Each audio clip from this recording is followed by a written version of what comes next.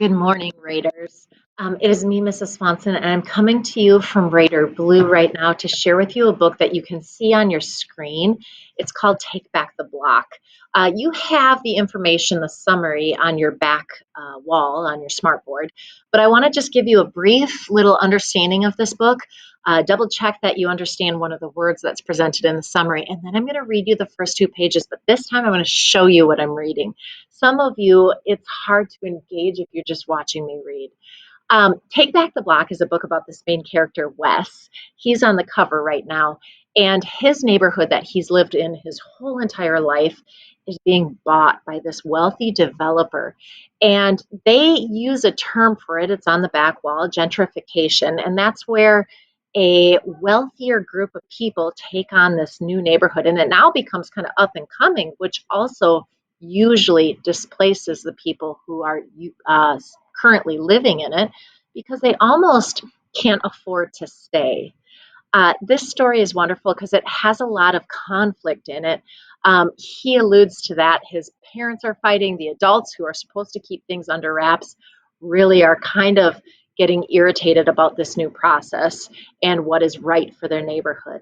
Let's check out the hook and see how our author, Crystal, kind of gets us engaged. Here we go. You can watch me scroll. I'm right here. I spent the morning of my 11th birthday carrying a sign that read, "We were here first." There are so many other things I could have been doing on my birthday, but there I was, the only kid, as usual. I had no chance of blending in with the sea of old ladies. Mom didn't like me calling the ladies old, but they were old. I walked up a few steps back from everyone, ducking behind my sign as cars sped by. No way was I going to be spotted by some kids from my school. We were out for summer, but I couldn't be too careful. It was 1,000 degrees outside, figurative language right there, and my favorite Carolina Tar Heels blue t-shirt was sticky and clung to my chest. It didn't even match my Nike Air Max anymore. My kicks were now dusty and barely blue. That was all my fault, though. I never should have worn my good stuff to trample through dirt.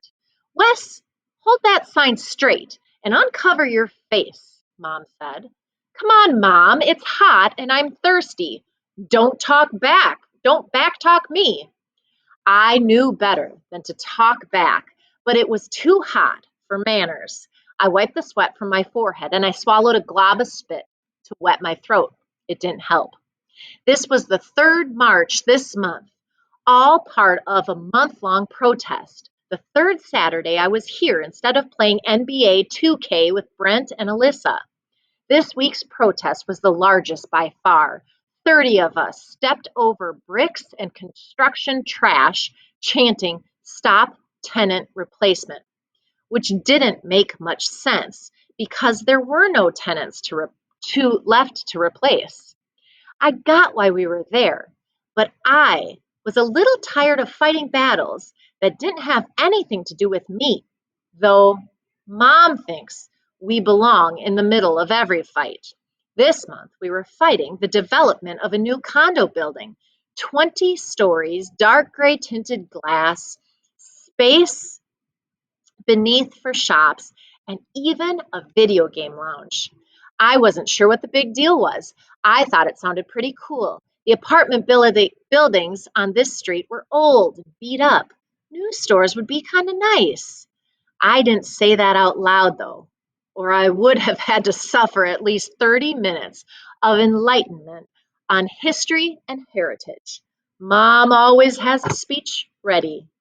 Enjoy this book. Remember, we talked about how our month of book talks are going to be about Black history literature. So if you are looking for your slip, if you finished one of our books that we've been talking about, grab your language arts teacher or core house area and go ahead and fill out a slip.